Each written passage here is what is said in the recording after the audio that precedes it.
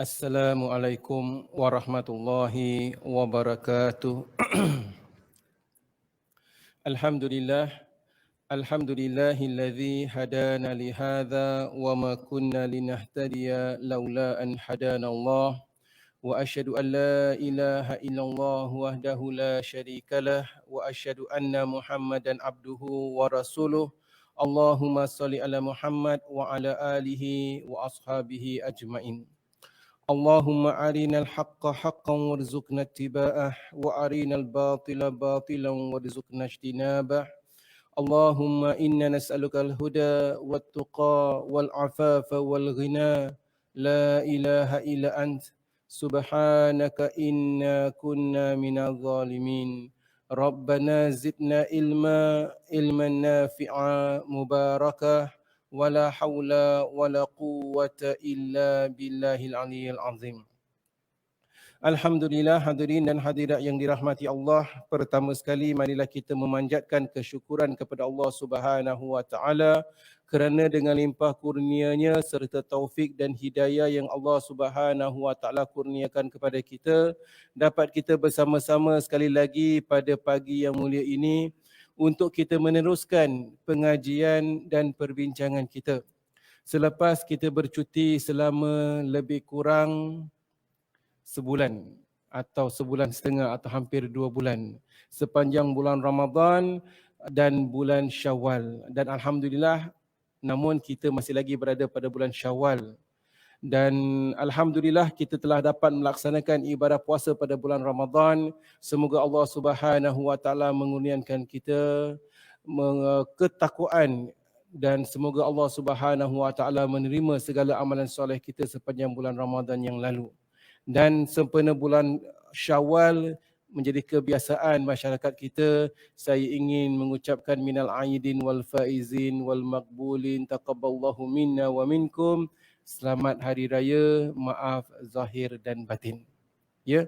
Alhamdulillah, hadirin dan hadirat yang dirahmati Allah, hari ini kita akan meneruskan pengajian kita dan kita meneruskan pengajian daripada kitab Fiqh Sunnah jilid yang kedua.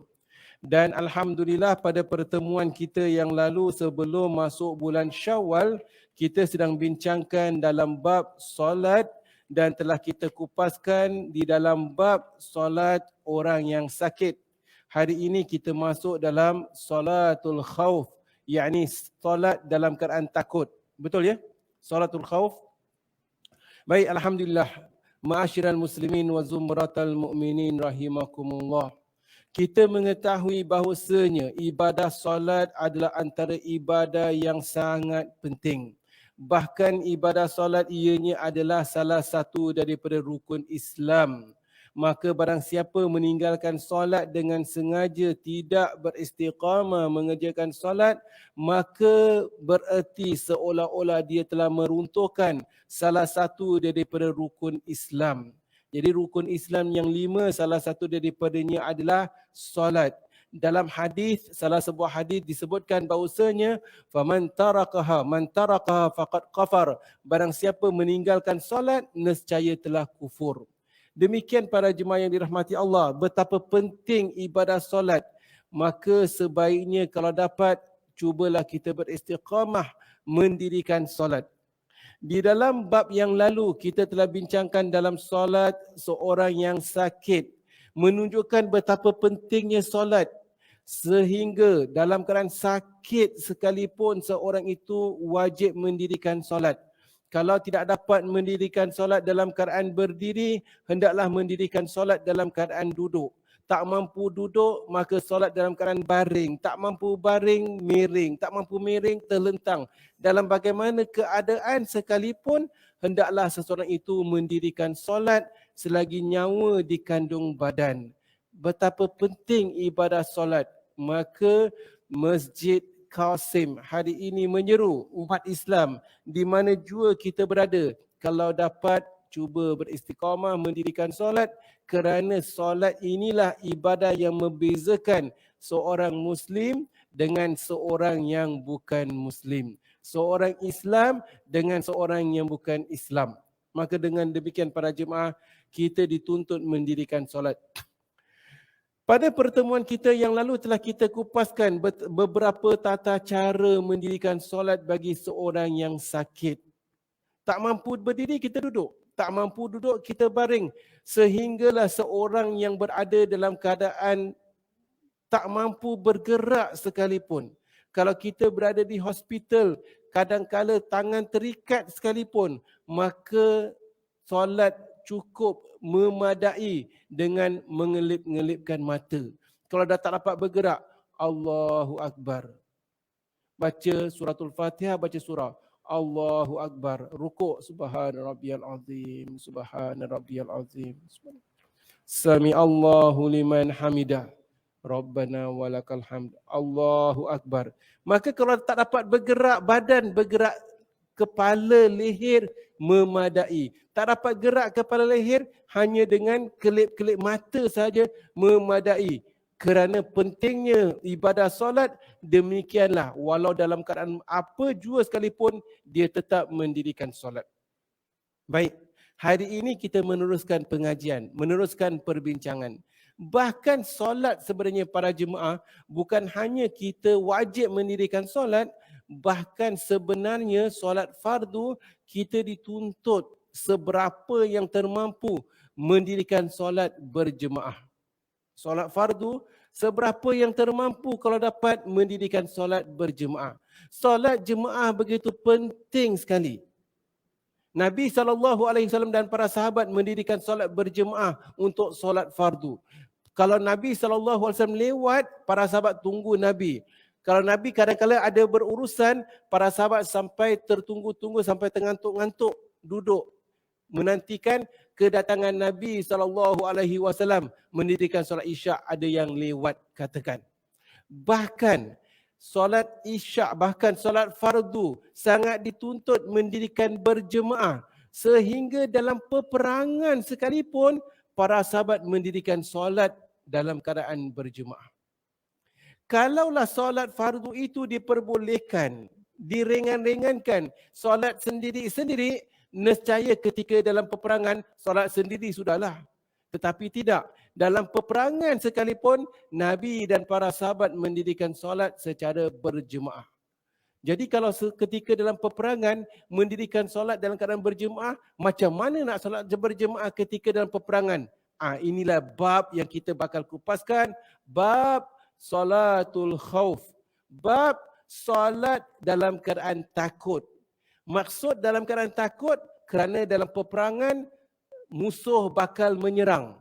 Maka kita berada dalam keadaan gemetar kerana mungkin ketika kita rukuk, ketika kita sujud, kalau musuh menyerang bagaimana?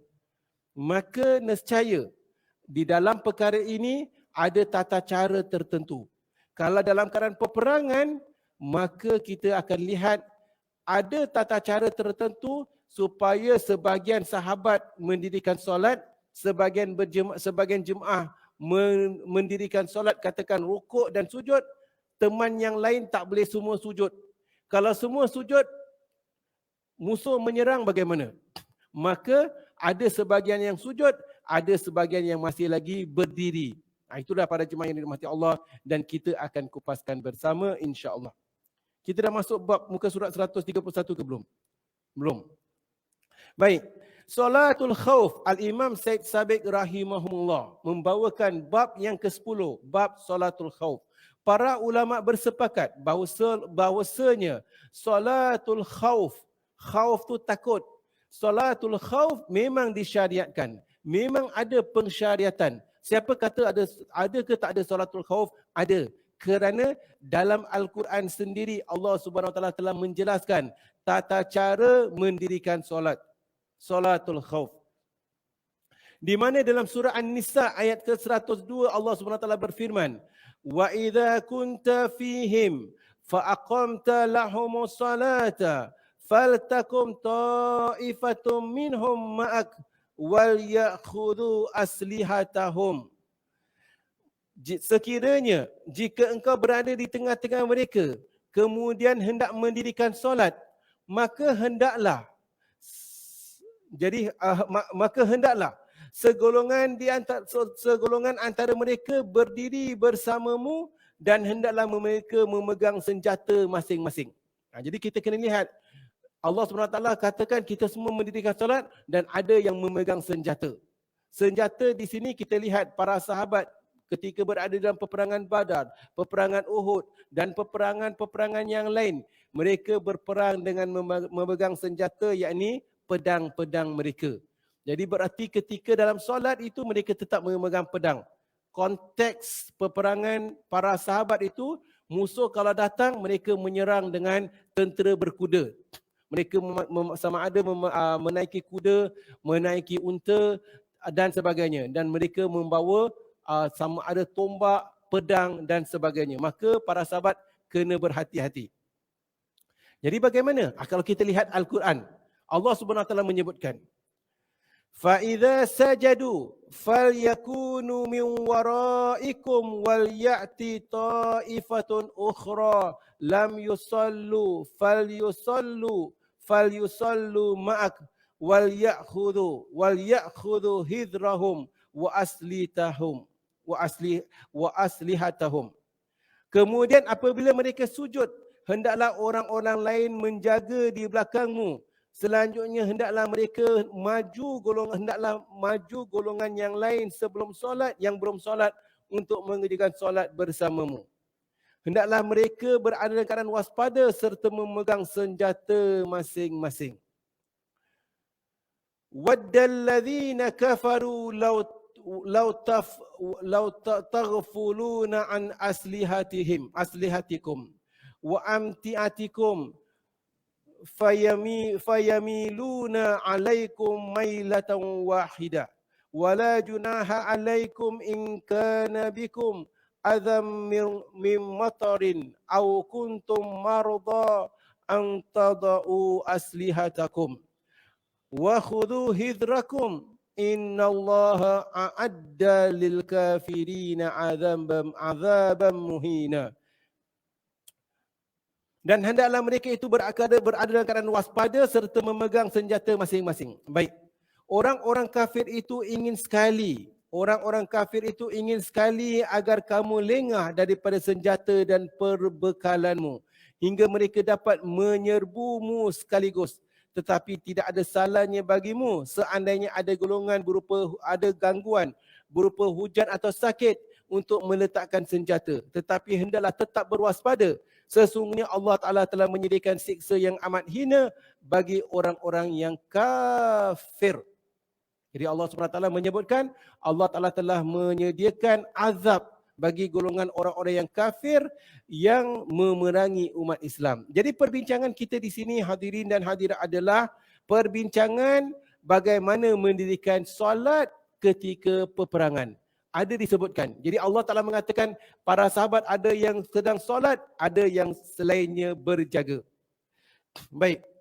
Di dalam masalah solat ketika berperang ini, solatul khauf, sebenarnya ada beberapa pendapat para ulama di dalam membincangkan kaifiyah, di dalam membincangkan bagaimana tata cara kita mendirikan solat. Jadi ada beberapa cara yang berbeza. Imam Ahmad berkata, terdapat 6 atau 7 cara mengerjakan solatul khauf yang diterangkan dalam hadis-hadis. Lebih kurang 6-7 cara yang berbeza berdasarkan hadis-hadis. Seseorang Muslim dibolehkan mengikut mana-mana satu antara sekian banyak solat tersebut. Jadi pengajian kita hari ini adalah nak bincangkan bagaimana tata cara mendirikan solatul khauf. Hari ini kita belajar teori. Ketika pengajian ini di Masjid Asyakirin dulu, saya juga mengajar di Masjid Asyakirin di Jurong, Taman Jurong. Selepas kita bincangkan teori, kita akan buat praktikal. Jadi insya-Allah. Jadi kena ingat bagaimana tata cara. Sebab apa? Selalunya pengalaman saya, kalau kita belajar teori, okeylah. Tetapi kalau kita buat praktikal, lebih kita ingat. InsyaAllah. Kalau tak hari ini, minggu depan kita akan buat praktikal. Minggu depan lah insyaAllah. Jadi hari ini kita akan belajar teori dahulu. Jadi ingat dan cuba fahamkan bagaimana mendirikan solatul khauf. Ada 6-7 cara yang disebutkan oleh Al-Imam Imam Ahmad dalam perkara ini. Imam Ibnul Qayyim berkata pula, pada dasarnya ada 6 cara yang dapat dijadikan sebagai panduan di dalam mengerjakan solatul khauf. Tetapi sebagian ulama menambahkan lagi tata cara pelaksanaan sehingga melebihi 6 tata cara pelaksanaan. Ini disebabkan setiap kali terdapat perbezaan dalam kedakasi riwayat dianggap sebagai suatu cara tersendiri sehingga jumlah keseluruhannya mencecah 17 cara pelaksanaan solatul khauf. Jadi ada sedikit perbezaan. Nak rukuk dahulu ke nak sujud dahulu. Ketika makmum pertama rukuk dan sujud, yang lain bagaimana? Jadi ada perbezaan-perbezaan, itu yang menyebabkan ada 6 atau 7 cara yang berbeza. InsyaAllah kita akan kupaskan 2 main cara yang boleh kita lihat dan boleh kita amalkan insyaAllah. Sehingga jumlah keseluruhannya mencecah 17 cara pelaksanaan solatul khauf. Namun kemungkinan besar cara yang dilakukan oleh Nabi SAW tidaklah begitu banyak. Banyaknya cara pelaksanaan solatul khauf ini tidak lain disebabkan oleh perbezaan pandangan para perawi dalam meriwayatkan hadis. Imam Hafiz berkata, keterangan seumpama ini lebih muktamad. Berikut ini adalah huraian tentang tata cara pelaksanaan salatul khauf. Jadi para jemaah yang dirahmati Allah, apa yang saya nak kita fahamkan, apa maksud salatul khauf? Salatul khauf adalah solat dalam keadaan takut. Solat apa ini? Solat fardu. Solat fardu dalam keadaan takut. Jadi solat fardu dalam keadaan takut, macam mana? Bagaimana keadaannya ketika dalam peperangan? Jadi macam mana nak tunaikan solat? Kita tunaikan solat. Kalau sedang peperangan, orang tu solat, satu orang solat, satu jaga. Kan senang. Okey, satu jaga, satu solat. Dah habis solat, yang lain solat. Ini pendapat pemikiran kita. Tetapi sunnahnya bukan demikian. Kerana apa? Seperti yang saya katakan, sunnahnya adalah solat jemaah tetap didirikan. Dan Nabi SAW akan menjadi imam. Solat jemaah tetap akan didirikan. Tak boleh kita meringan-ringankan solat jemaah. Mungkin kita kata, kalau demikian Ustaz, buat 2 jemaah lah. Jemaah pertama habis buat solat, yang lain jaga. Jemaah yang kedua dah habis solat, dah habis dah. Itu pendapat kita. Akan tetapi sunnahnya bukan demikian. Sunnahnya, kita tunaikan solat berjemaah hanya dengan satu imam. Ketika Nabi SAW menjadi imam, semua para sahabat akan dapat mendirikan solat bersama-sama. Baik. Dan itulah sunnahnya. Sama ada imam tu adalah Nabi SAW atau imam tu adalah khalifah, imam tu sama ada adalah Imam Mahdi atau imam tu adalah ketua atau sebagainya. Demikianlah. Kita kena belajar kerana satu hari nanti pernah kita telah mengikuti, telah belajar bagaimana sejarah-sejarah para sahabat mendirikan solat berjemaah. Baik, untuk ringkaskan perbincangan. Solatul khauf boleh kita bagikan kepada 2 cara yang besar. Kita imaginekan, bayangkan para sahabat yang berada di dalam peperangan Badar, peperangan Uhud, bagaimana mereka mendirikan solat. Satu senario adalah, kalau katakan, contohlah ya, musuh berada di hadapan. Musuh berada di hadapan, dua kumpulan lah. Musuh dan ini kumpulan umat Islam. Baik, kita tahu musuh berada di hadapan. Berada di hadapan bukan berada kat depan lah. Kita cuba bayangkan kalau ketika di padang pasir atau ketika di padang yang luas. Jadi musuh, kalau kita tengok cerita-cerita dahulu lah ya, musuh yang mereka berperang pakai berperang pakai pedang, pakai naik kuda. Jadi kalau any moment kalau musuh datang tu dengan tentera berkudanya, jadi bagaimana? Jadi kita berada di sini. Jadi senario pertama adalah kalau musuh berada di hadapan.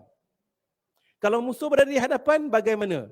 Dan kalau musuh berada di hadapan, pada masa yang sama, kiblat kat depan. Jadi kiblat memandang kat sini dan musuh pun berada di hadapan, kat belakang laut. Laut musuh tak boleh datang pakai laut. Zaman dahulu tak ada kapal dan sebagainya. Jadi maksudnya garanti kalau datang menyerang, musuh akan datang kat depan dan kiblat kat depan. Jadi kita solat pandang musuh. Okey? Itu senario pertama. Bagaimana tata cara solat akan kita kupaskan. Senario kedua adalah kita nak tunaikan solat. Kiblat kat mana? Kiblat kat situ. Tetapi musuh mungkin menyerang daripada arah kanan. Kita tak tahu. Musuh mungkin menyerang di arah kiri pun kita tak tahu pasal tanah lapang. Musuh mungkin menyerang daripada belakang pun kita tak tahu. Jadi kalau kita pandang depan, solat nak pandang kiblat. Kalau musuh attack daripada belakang, bagaimana? Jadi ini adalah solatul khauf cara yang kedua. Jadi dua cara yang berbeza. Baik. Kita lihat di muka surat 132. A. Musuh tidak berada di sebelah kiblat.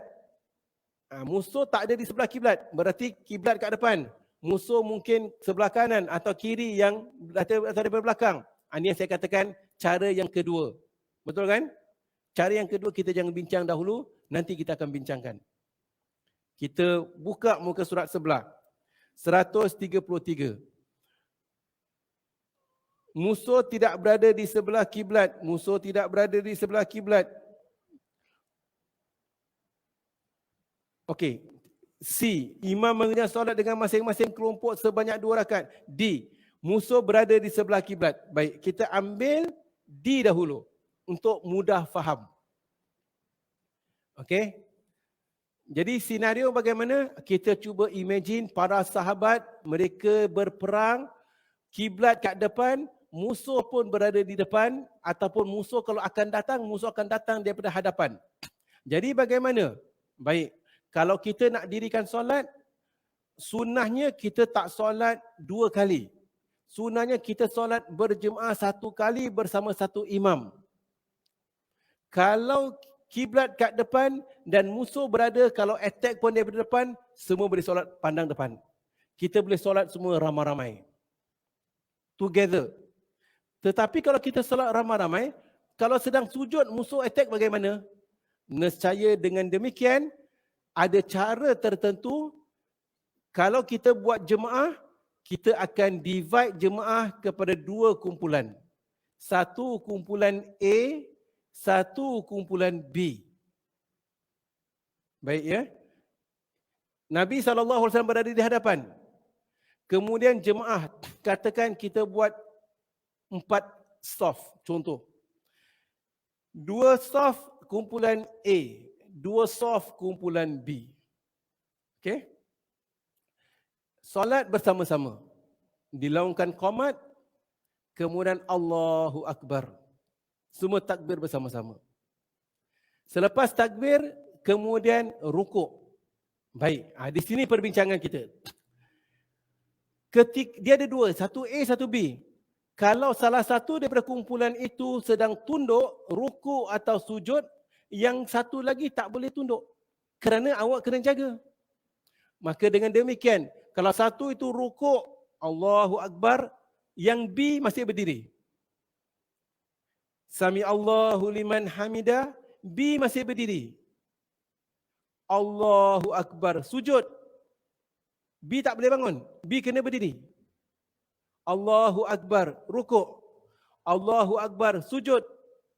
Allahu Akbar, bangun rakaat kedua. Bangun rakaat kedua, imam akan panjangkan dirinya tadi. Kemudian baru yang B pula, yang A dah rakaat kedua dah berdiri, B pula rukuk. I'tidal, sujud, duduk, sujud. Kemudian bangun rakaat kedua. Rakaat kedua mereka combine. Faham ya? Yang tadi A dapat rukuk bersama imam, B lewatkan sedikit. Maka nescaya pada rakaat kedua pula, B akan rukuk bersama imam, A pula jaga. Jadi, ketika imam ni rakaat kedua, imam rukuk, Allahu Akbar. Imam rukuk, A tak boleh rukuk, diri. B rukuk. Imam i'tidal, sami Allahu liman hamidah. bangun i'tidal. Imam sujud, Allahu Akbar, B pun sujud. Imam duduk, B duduk. Imam sujud, B sujud. A masih lagi berdiri. Imam duduk tahiyat akhir, B duduk tahiyat akhir.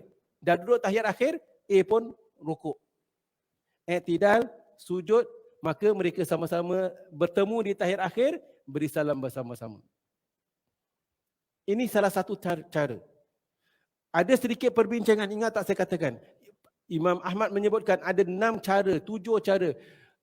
Ibn Qayyim menjelaskan ada sampai 17 cara, ada sedikit perbezaan-perbezaan. Ada yang mengatakan ketika A dengan B, ketika imam rukuk bersama A, Allahu Akbar, B berdiri.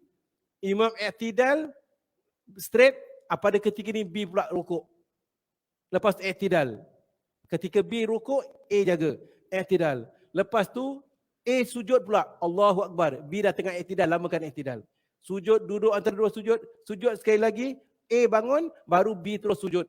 Ini ada sedikit-sedikit tata cara yang berbeza-beza. Cuma intipatinya sama. Intipatinya adalah mereka tunaikan solat berjemaah. Satu imam bersama-sama, semua akan tunaikan solat bersama-sama. Ketika dan solat itu dibagikan, para jemaah dibagikan kepada dua, golongan A dan golongan B. Ketika golongan A sedang sujud, golongan B berdiri pegang pedang. Okey? Clear? Alhamdulillah. Ini adalah cara ketika musuh berada di arah kiblat. Kerana ketika golongan A sujud, B jaga. Kalau dia attack, itu dah lain cara. Okey? Baik. Kita bincangkan dulu tata cara D, muka surat 135. Penulis mengatakan, senario ini adalah senario di mana musuh berada di arah kiblat. Seperti mana yang kita kupaskan tadi. Imam mengerjakan solat dengan kedua kelompok sekaligus. Sambil mereka terus berjaga-jaga serta mengikuti imam dalam setiap rukun solat melainkan sujud. Ketika sujud, ni ada cara yang berbeza lagi. Jadi penulis mengatakan antara cara yang lain pula, ketika imam A dengan B berdiri, ketika rukuk, semua rukuk sama-sama. Kerana rukuk masih boleh tengok depan. Jadi masalahnya ketika sujud. Jadi ketika sujud itu baru A sujud dulu. Jadi cara yang ni pula adalah mereka semua rukuk bersama-sama, i'tidal bersama-sama. Ketika imam sujud, A sujud bersama imam. B jangan sujud. Kelompok pertama dikehendaki bersujud terlebih dahulu, manakala kelompok kedua pula tetap menunggu. Apabila kelompok pertama sudah sujud, barulah kelompok kedua bersujud. Selanjutnya, setelah selesai rakaat pertama, kelompok pertama berganti tempat dengan kelompok kedua. Dengan kata lain, kelompok yang tadinya berada di barisan hadapan berpindah mundur ke barisan belakang dan demikian pula sebaliknya. Baik. Ingat tak, ada lebih kurang 16-17 cara. Di sini ada perkara-perkara yang kecil lah. Perkara kecil ni adalah A dengan B. Jadi mengikut cara yang disebutkan oleh penulis, jadi kita ingat balik, cara solat bersama-sama, A dengan B, imam berada di hadapan, ketika rukuk, semua rukuk sama-sama. Macam solat biasa. I'tidal, semua i'tidal sama-sama. Macam biasa. Kemudian ketika sujud, A sujud dulu bersama imam. B berdiri. B kena jaga. Lepas tu duduk, Allahu Akbar. Sujud sekali lagi. Kemudian Allahu Akbar. Masuk rakaat kedua. Ini contoh. Masuk rakaat kedua, baru B sujud. Duduk, sujud. Baru rakaat kedua. Dua-dua dah berdiri. Ada sedikit-sedikit tata cara berbeza. Selepas dua-dua dah berdiri rakaat kedua ni, B pula ikut imam. A jaga, Allahu Akbar. B ikut imam. Seperti mana yang telah kita sebutkan tadi. Rukuk sama-sama, i'tidal sama-sama, sujud, B ikut imam. Cuma persoalannya, ada sebagian pendapat katakan, rakaat kedua, B tukar tempat dengan A. A ghostan, B ke depan. Jadi itu ada sedikit pergerakan lah. Jadi B ke depan pula, A kat belakang, B ikut imam. A jaga. Jadi yang perbezaan-perbezaan ni adakah harus tukar ikut tempat, pergi ke hadapan, B ke depan, A mundur, Gostan. Ini ada perbezaan-perbezaan di antara tata cara yang dapat kita renungkan. Dari Jabir katanya, syahidu ma'a Rasulullah sallallahu alaihi wasallam salatul khauf. Jabir menceritakan, aku pernah bersama-sama mengikuti peperangan bersama Nabi sallallahu alaihi wasallam dan kerjakan salatul khauf bersama-sama Rasulullah sallallahu alaihi wasallam. Kami dibagikan kepada dua saf dan kedua-duanya berdiri di belakang baginda. Jadi buat dua saf, kedua-duanya berdiri di belakang Nabi sallallahu alaihi wasallam. Sedangkan musuh berada di hadapan kami, iaitu persis di sebelah kiblat. Musuh kat depan. Masih lagi kita dituntut solat berjemaah. Ingat, solat jemaah dituntut sehingga dalam peperangan pun mereka tunaikan solat berjemaah. Sedangkan musuh berada di hadapan kami, iaitu persis di sebelah kiblat. Kemudian baginda bertakbiratul ihram dan kami pun mengikuti takbir. Baginda rukuk dan kami pun mengikuti rukuk. Jadi kat cara ini, Nabi SAW dah takbiratul ihram, bertidak baca Fatihah, kemudian Nabi rukuk, semua rukuk ramai-ramai, A dan B, macam solat biasa. Baginda bangkit daripada rukuk, kami pun ikut bangkit daripada rukuk. Sami Allahu liman hamidah, Rabbana walakal hamd. Hamdan kathiran tayyiban mubarakan fih. Kemudian Nabi akan sujud. Allahu Akbar. Kemudian baginda turun ke lantai untuk sujud. Di sini perbezaannya. Tadi semua sama-sama. Dengan diikuti saf pertama. Kita katakan saf A. Golongan A sujud bersama-sama Nabi. Sedangkan saf kedua, kita katakan saf B. Tetap berdiri menghadapi musuh. A sujud, yang lain berdiri. Pedang masih berada di bahu mereka.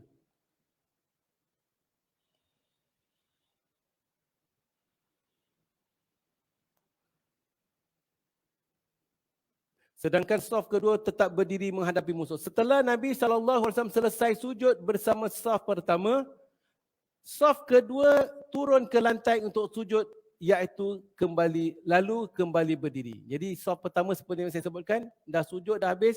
Saf pertama bersama Nabi dah pergi rakaat kedua, baru yang B pula sujud. Kemudian saf kedua maju ke hadapan dan saf pertama mundur ke belakang. Ini cara ni pula, saf pertama pergi gostan belakang, saf kedua pergi ke hadapan pula, tukar tempat. Lalu Nabi SAW rukuk dan kami pun ikut rukuk bersama-sama baginda ramai-ramai. Baginda mengangkat daripada rukuk dan kami semua bangkit daripada rukuk beramai-ramai. Kemudian baginda sujud bersama saf pertama yang pada rakaat pertama tadi berada di saf kedua. Ringkaskan cerita. Kali ini Nabi Nabi sujud bersama saf B. Jadi disebutkan kemudian Nabi sujud bersama saf pertama yang pada rakaat pertama berada di saf kedua. Sedangkan saf kedua menghadapi musuh. Jadi untuk panjang sangatlah bahasanya. Jadi kita sebut A dengan B senang. Kenapa saya sebut A dan B sekarang? Pasal nanti minggu depan kita buat praktikal, saya akan buat saf A, saf B. Jadi kita akan buat nanti macam mana tata cara solat. Kita tak solat betul-betul tapi kita hanya bergerak saja. Pasal kita pada waktu duha. Waktu duha pun tak ada solat duha berjemaah dan ini hanya ketika solatul khauf. Kita hanya buat praktikal nanti pergerakan solat tersebut. Kemudian baginda sujud bersama saf pertama yang pada waktu rakaat pertama tadi berada di saf kedua. Baik. Setelah Nabi SAW selesai sujud bersama saf B pula, maka sekarang giliran saf A untuk sujud. Kemudian baginda memberi salam dan kami pun mengucap salam bersama-sama. Alhamdulillah. Boleh faham tak? Kita praktikal. Ketika praktikal, kita ikut cara ini, cuma tak perlu tukar. Tak perlu mundur, tak perlu ke belakang. Mundur dan gostan tak payahlah. Maju dan mundur tak perlu. Jadi yang penting nanti kita akan buat A dan B. Saya akan bagikan jemaah A dan jemaah B. Jadi tata cara bagaimana? Ini adalah senario di mana musuh berada di arah kiblat. Jadi memandangkan musuh berada di arah kiblat, semua boleh solat bersama-sama, pandang musuh. Okey? Pandang musuh, Allahu Akbar, imam baca Fatihah, imam baca surah, lepas tu imam rukuk, semua rukuk sama-sama. Mudah. Sami Allahu liman hamidah, i'tidal sama-sama. Alhamdulillah. Allahu Akbar. Ini banyak silap. Ini kat sini yang selalu ketika kat Masjid Asy-Syakirin dulu kecoh. Jadi kat sini ingat Allahu Akbar, A akan sujud bersama imam. Allahu Akbar. B masih diri. B kalau awak sujud, musuh attack macam mana? Sujud. Allahu Akbar duduk. Allahu Akbar sujud. Kemudian Allahu Akbar diri. B pula sujud. Duduk. Sujud. Diri. Okey? Memandangkan kita tak payah tukar tempat, A dengan B ingat. Tadi A dapat sujud bersama imam. Sekarang B pula dapat sujud bersama imam. Rukuk, Allahu Akbar. Sami Allahu liman hamidah. Semua sama-sama. Kemudian ketika imam sujud, Allahu Akbar. B pula sujud. A diri, jaga. Allahu Akbar duduk. Allahu Akbar sujud. Allahu Akbar duduk. Dah duduk. Kemudian A pula sujud. Ustaz, kalau ketika duduk imam musuh menyerang, duduk tak semestinya tengok bawah, kita boleh tengok depan. Ya, sunnahnya kalau waktu aman kita solat tengok di tempat sejadah, tempat sujud. Tetapi kalau ketika dalam peperangan ni, ketika berdiri pun semua boleh tengok depan. Kerana musuh kalau menyerang bagaimana? Ini contoh para jemaah.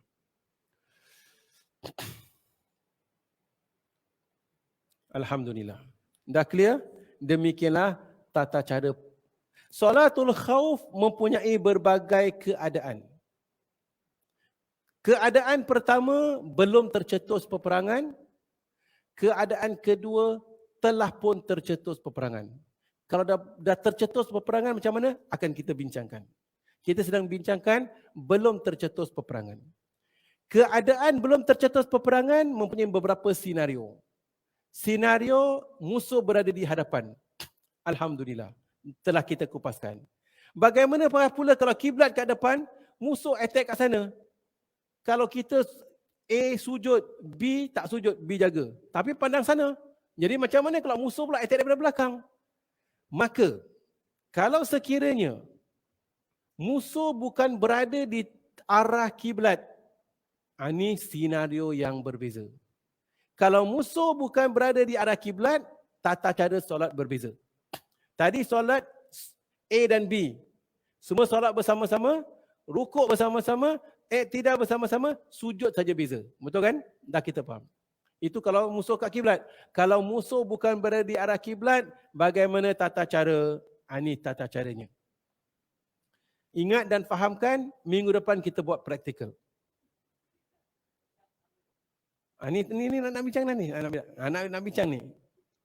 Minggu depan kalau anak-anak ada mainan pedang-pedang bawa. Tombak, pedang, apa yang machine gun plastik bawa. Ingat, konteks berbeza. Zaman dahulu, zaman peperangan, pakai pedang, pakai ni. Zaman sekarang, pakai machine gun. Ustaz, kalau awak tengok macam itu, dia jaga sekalipun daripada jauh.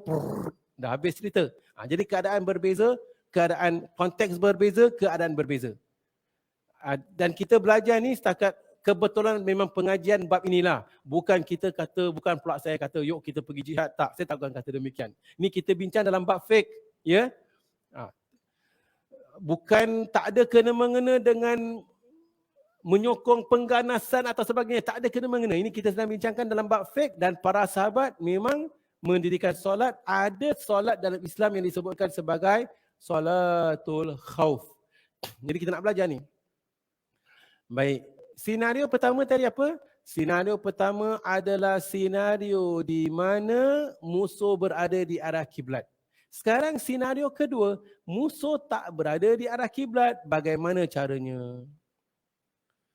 Caranya adalah sama juga. Kita kena buat dua kumpulan. senangkan cerita kumpulan A dan kumpulan B. Supaya nanti kita nak identify senang. Kalau tak ada A dan B, kumpulan yang pertama bersama Nabi rukuk, yang kedua yang tadi tak bersama Nabi panjang-panjang cerita. Betul? Jadi kumpulan A, kumpulan B. Baik. Sekarang musuh tak berada di arah kiblat. Bagaimana? Memandangkan musuh tak berada di arah kiblat, tak boleh takbiratul ihram sama-sama. Tak boleh. A dan B, imam berada di hadapan. A akan solat bersama imam dahulu. A solat bersama imam, B buat apa? B jaga. B buat bulatan. Sebagai contoh, A kat sini. Jadi B buat bulatan, satu pandang arah barat, satu pandang arah timur, satu pandang arah barat.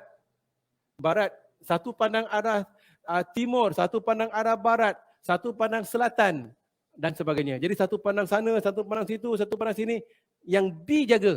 Pandang area yang kat belakang, kat depan, mungkin tentera-tentera berkuda akan datang.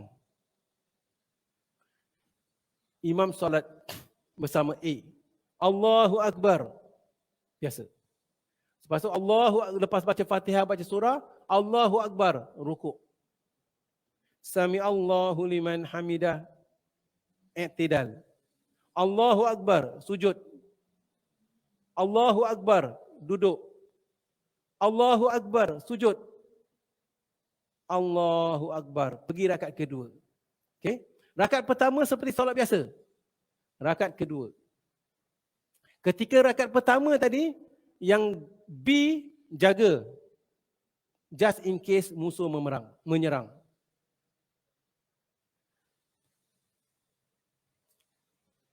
Sekarang imam dan A bersama-sama rakaat kedua.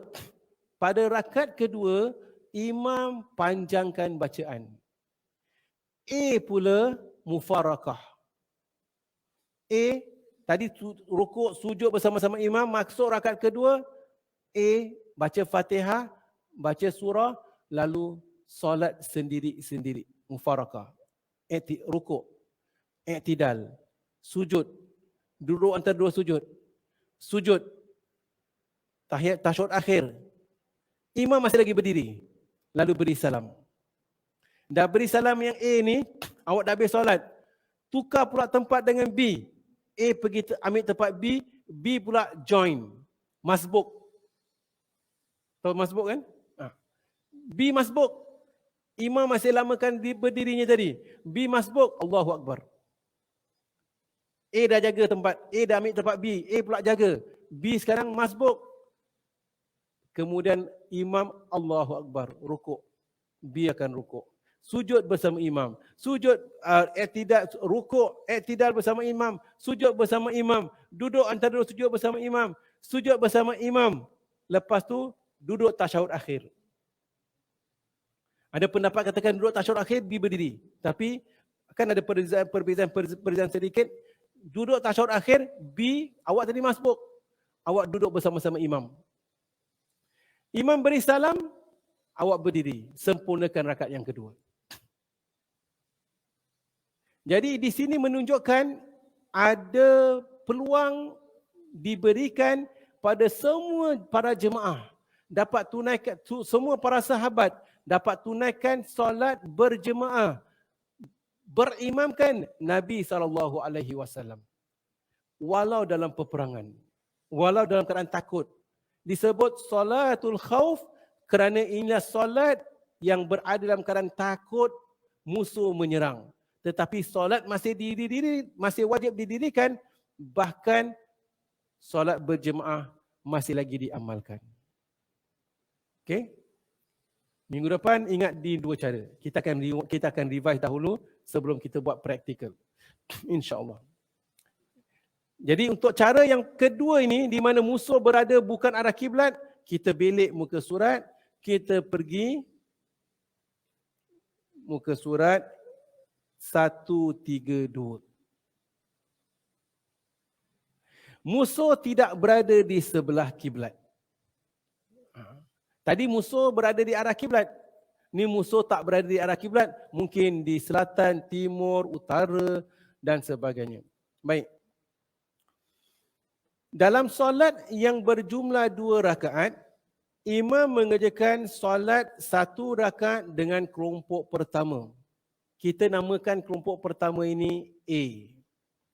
Kemudian menunggu sehingga mereka menyelesaikan secara sendiri-sendiri rakaat berikutnya.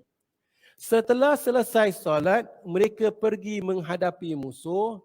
Kemudian datanglah kelompok kedua B untuk mengerjakan solat bersama imam, di mana dia ketika itu sudah memasuki rakaat kedua. Jadi kelompok B ni masuk terus masuk rakaat kedua.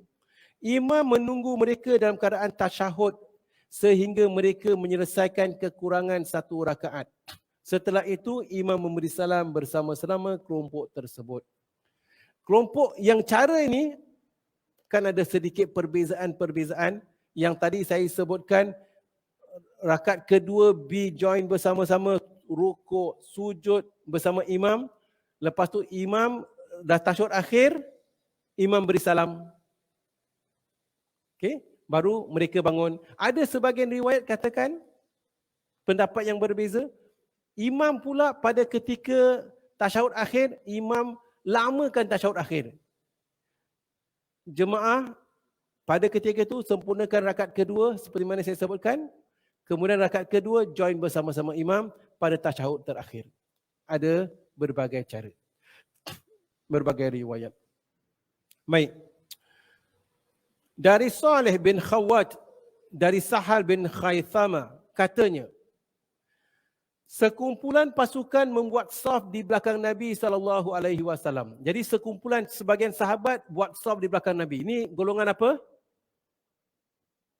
A ke B? A. Solat bersama, jadi kita dah belajar nanti minggu depan ada A, B yang salah. Jadi solat bersama-sama imam, A solat bersama imam dahulu. Sekumpulan pasukan membuat saf di belakang Nabi SAW. Sedangkan kelompok yang satu lagi menghadapi musuh. Jadi yang menghadap musuh siapa? B. Beliau mengerjakan solat bersama kelompok pertama 1 rakaat. Jadi Nabi tunaikan solat bersama A 1 rakaat. Kemudian baginda tetap berdiri. Nabi lamakan berdiri pada rakaat kedua. Kelompok pertama ini kemudian menyelesaikan solat secara sendiri-sendiri. Nabi lamakan berdiri, maka kumpulan A ni pada rakaat kedua mufarakah. Saya sebutkan tadi kan. Mufarakah, mereka habiskan sendiri-sendiri. Lalu menghadapi musuh pula. Lalu mereka change shift. Awak dia ambil tempat B, B pula join. Kemudian datanglah kelompok kedua yang kita katakan B untuk mengerjakan solat 1 rakaat bersama Nabi SAW. B dapat bersama-sama Nabi, rukuk i'tidal rakaat kedua. Kemudian baginda menunggu dalam keadaan duduk tasyahud untuk memberi peluang kepada kelompok kedua untuk menyelesaikan solatnya. Jadi pada tasyahud terakhir tadi, pada rakaat kedua, Nabi tasyahud akhir, para sahabat yang B tadi, dia baru buat 1 rakaat, maka dia diri. Dia buat 1 lagi rakaat. Setelah mereka mengerjakan solat-solat 1 rakaat berikutnya, baginda memberi salam bersama-sama para sahabat. Okey? Alhamdulillah. Ini ketika musuh berada di arah kiblat. Musuh tidak berada di arah kiblat. Sebab tu kita kena jaga. A solat bersama Nabi, yang lagi 2 buat bulatan. Jaga. Okay. Cara yang kedua, sama juga musuh tidak berada di sebelah kiblat tetapi mempunyai cara sedikit yang berbeza. Kita baca. Imam mengerjakan solat dengan sekelompok. Kita katakan kelompok A. Sekelompok tentera sebanyak 1 rakaat. Yang kumpulan A ya. Sedangkan kelompok yang lain menghadap ke arah musuh. Kelompok B menghadap musuh. Kelompok yang telah menyelesaikan 1 rakaat bersama imam tadi bertugas menghadapi musuh. Sama juga. A lepas rakaat kedua, pada rakaat kedua A mufarakah. Lalu tukar shift. Ambil tugas B, B pula solat. Sedangkan kelompok yang tadi menjaga yakni B, pergi mengerjakan solat 1 lagi rakaat bersama imam. Kemudian masing-masing kelompok dikehendaki menyelesaikan secara sendiri-sendiri rakaat yang kedua. Cara ni pula adalah cara selepas solat rakaat kedua ni, ikut bersama-sama Nabi, Nabi beri salam, mereka pun sempurnakan. Macam orang yang masbuk seperti biasa. Dari Ibnu Umar katanya, Shalla Rasulullah sallallahu alaihi wasallam bi ihdat ta'ifataini raka'ah. Rasulullah sallallahu alaihi wasallam mengerjakan solat dengan salah satu daripada dua kelompok. Satu rakaat. Manakala kelompok yang lain B menghadapi musuh. Kemudian kelompok pertama pergi mengganti kelompok kedua untuk menghadapi musuh. Maksudnya pada rakaat kedua dah habis, A take change shift, B pula solat bersama Nabi SAW. Kelompok tadi menggantikan kelompok kedua menghadapi musuh. Sementara kelompok kedua ini datang untuk meneruskan solat bersama Nabi SAW pada rakaat kedua. Lalu baginda memberi salam. Lalu mereka rukuk, sujud, duduk antara dua sujud, tasyahud akhir. Tasyahud akhir Nabi beri salam. Kelompok yang kedua tadi dan setiap kedua-dua kelompok tersebut dikehendaki menyelesaikan satu rakaat lagi secara sendiri-sendiri. Lepas beri salam, maka dia pun tunaikan lagi sendiri-sendiri. Wallahu a'lam bishawab. Dengan memperhatikan zahir hadis ini dapat diambil kesimpulan bahawasanya kelompok kedua dikehendaki menyempurnakan solatnya selepas imam memberi salam tanpa harus memutuskan solatnya disebabkan bertugas untuk menjaga musuh. Dengan begitu, kedua-dua rakaat dilakukan secara bersambung dan kelompok pertama tidak dibolehkan menyempurnakan solatnya dengan mengerjakan rakaat kedua bagi mereka sebelum datangnya kelompok kedua yang akan menggantikan mereka menghadapi musuh. Kemudian daripada Ibnu Mas'ud, kemudian imam memberi salam dan mereka kelompok kedua berdiri untuk menyempurnakan satu lagi rakaat. Setelah itu barulah mereka memberi salam. Jadi ada sedikit perbezaan-perbezaan yang sedikit, yang kecil.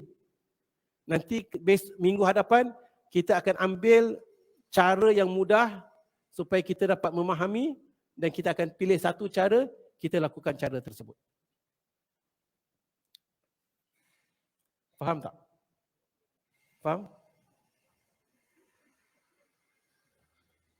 C. Cara C.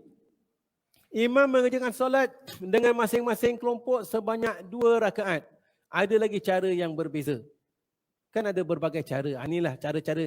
Kita akan belajar saja baca-baca, fahamkan sedikit, tetapi kita buat praktikal, kita akan pilih satu cara untuk melakukannya. Cara C adalah imam mengerjakan solat dengan masing-masing kelompok sebanyak 2 rakaat. Bagaimana caranya? Yakni imam mengerjakan solat dengan setiap kelompok sebanyak 2 rakaat. Dengan demikian kedudukan 2 rakaat pertama bagi imam adalah sebagai fardu. Manakala 2 rakaat yang terakhir adalah sebagai sunat. Seseorang yang mengerjakan solat fardu dan kemudian bermakmum kepada seseorang yang mengerjakan solat sunat adalah dibolehkan. Seperti mana telah kita belajar sebelum ini. Dari Jabir katanya, Nabi SAW pernah mengerjakan solat dengan sekelompok sahabatnya sebanyak 2 rakaat. Lalu baginda mengerjakan solat lagi dengan kelompok yang lain sebanyak 2 rakaat. Selepas itu baginda memberi salam. Ini satu lagi cara, tetapi tak perlu kita mengikuti cara ini. Menurut riwayat Imam Ahmad, Imam Abu Daud dan Imam Nasa'i dari Jabir katanya, Nabi SAW melakukan solatul khauf bersama kami. Baginda mengerjakan solat dengan sebahagian sahabatnya sebanyak 2 rakaat lalu memberi salam dan mereka akhirnya mundur. Kemudian sahabat yang lain datang dan menggantikan tempat kelompok sahabat pertama yang telah mengerjakan solat. Baginda kemudian mengerjakan solat bersama mereka sebanyak 2 rakaat lagi. Setelah itu baginda memberi salam. Dengan demikian Nabi SAW mengerjakan solat 4 rakaat. Manakala masing-masing daripada kedua kelompok sahabat tadi mengerjakan solat sebanyak 2 rakaat. Jadi maksudnya 2 rakaat sempurna, kemudian 2 lagi rakaat para sahabat yang lain pula mengerjakannya. Tapi tak perlu kita ikuti cara ini seperti mana yang saya sebutkan. Nanti kita akan ambil cara yang sebelum yang telah kita sebutkan tadi, insya-Allah. Wallahu a'lam bishawab. Musuh berada di sebelah kiblat. Ini D yang tadi kita dah ambil. Senario D ni kita dah belajar tadi first kali. Musuh berada di depan kiblat. E. Kedua-dua kumpulan sama-sama mengerjakan solat bersama imam. Ada lagi cara yang berbeza. Jika kedua-dua kumpulan mengerjakan solat bersama imam, sekumpulan daripada mereka berdiri menghadap musuh dan sekumpulan yang lain mengerjakan solat serakaat bersama imam lalu pergi dan berdiri menghadapi musuh. Kemudian kumpulan yang tadi bergegas menjaga datang untuk mengerjakan solat satu rakaat secara sendiri-sendiri.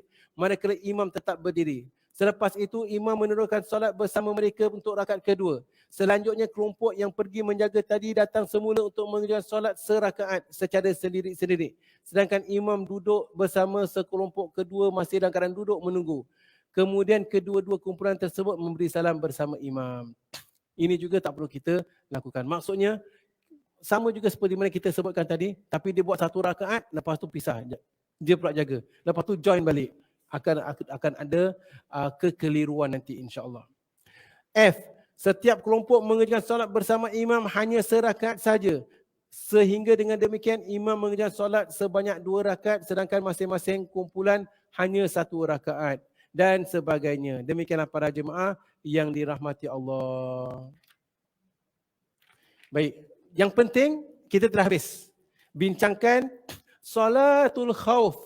Solat ketika dalam peperangan dan terbagi kepada 2 keadaan. Keadaan belum berlaku peperangan dan keadaan telah tercetus peperangan. Kita sedang bincangkan keadaan belum berlaku peperangan. Belum berlaku peperangan, senarionya sama ada musuh di arah kiblat atau musuh bukan berarah kiblat. Kalau musuh berada di arah kiblat, kita solat bersama-sama semua sekaligus. A dan B sama-sama. Rukuk sama-sama, iktidal sama-sama, sujud saja, A sujud dulu. Kemudian duduk, sujud. Kemudian bangkit rakaat kedua, baru B sujud. Duduk, sujud, lalu bangkit. Tadi A sujud bersama imam, rakaat kedua B pula sujud bersama imam. Ini contoh yang telah kita kupaskan bersama. Ustaz, keadaan telah tercetus peperangan macam mana? Kalau sedang solat, musuh menyerang macam mana? Kalau sedang solat musuh menyerang, sebab tu perlu ada yang B jaga tadi. Kalau musuh dah menyerang, maka semua angkat senjata mempertahankan diri. Itulah terus tukar channel kepada solat waktu peperangan. Solat waktu peperangan macam mana? Solat waktu peperangan, solatlah dalam keadaan bagaimana yang termampu. Fattaqullaha mastata'tum. Ada yang sedang rukuk, tangan dia bergerak menghadapi musuh. Tetapi dia sedang rukuk. Subhana rabbiyal azim. Sami Allahu liman hamidah. Nah. Rabbana walakal hamd. Allahu akbar. Contoh. Solat dalam peperangan, dah pergerakan semua dah tak jaga dah. Sujud rukuk dah tak ada sujud rukuk dengan betul-betul. Semua dengan niat sahaja. Wallahu alam bisawab. Itulah keadaan salatul khauf. Ustaz, salatul khauf, solat dalam keadaan takut. Asalnya takut ketika musuh menyerang. Macam mana pula kalau kita berada kat rumah, kemudian ada pencuri masuk rumah kita, kemudian kita sembunyi bawah meja, ketakutan. Waktu subuh ni, dah bawah meja tu dilakukan azan subuh. Allahu Akbar, macam mana? Dan kita tunggulah pengganas ada kat dalam rumah. Tengok time dan 6.45, waktu subuh nak dekat habis. Solat nak kena solat ni sekarang. Tapi aku kalau keluar solat, habis aku kena bunuh. Boleh tak aku solat salatul khauf bawah meja? Bagaimana caranya? InsyaAllah itu akan kita kupaskan pada pertemuan akan datang. Sama ada solat, kita nak kena solat salatul khauf tadi bawah meja, atau kita sembunyi dalam lemari tak boleh bergerak. Bergerak saja, musuh tahu, musuh akan datang bunuh kita pula. Macam mana solat sedangkan kita berada dalam lemari? Kalau lemari tu, yang lemari boleh berdiri zaman dulu straight, sembunyi dalam lemari, macam dalam wayang-wayang, okey. Lemari sekarang pula, dia tak ada tu, banyak partition. Kita masuk dalam lemari bukan berdiri, masuk tunduk kat dalam satu, yang apa tu? Partition dia lah. Jadi macam mana? Satu lagi, Suami kita pula dia masuk dia musuh masuk datang dia sembunyi atas lemah dia pula. Macam mana pula nak solat subuh ni sekarang? InsyaAllah kita akan kupaskan solatul khauf dalam keadaan-keadaan sedemikian bagaimana pula tata caranya insyaAllah. Wallahu a'lam bishawab. Baiklah para jemaah memandangkan masa, sampai di sini saja pertemuan kita hari ini. Hari ini kita bincangkan solatul khauf. Minggu hadapan kita akan buat praktikal. Ya, insyaAllah. Kemudian kita akan bincangkan solat dalam keadaan musafir. Bagaimana pula solat dalam keadaan musafir di muka surat 143. Wallahu a'lam bishawab. Ada soalan di sini sebelum saya tutup majlis? Baiklah, kalau tak ada apa-apa, sampai di sini saja pertemuan kita. Segala yang benar itu daripada Allah Subhanahu wa taala, segala silap dan salah atas kelemahan saya sendiri. Wallahu a'lam bishawab.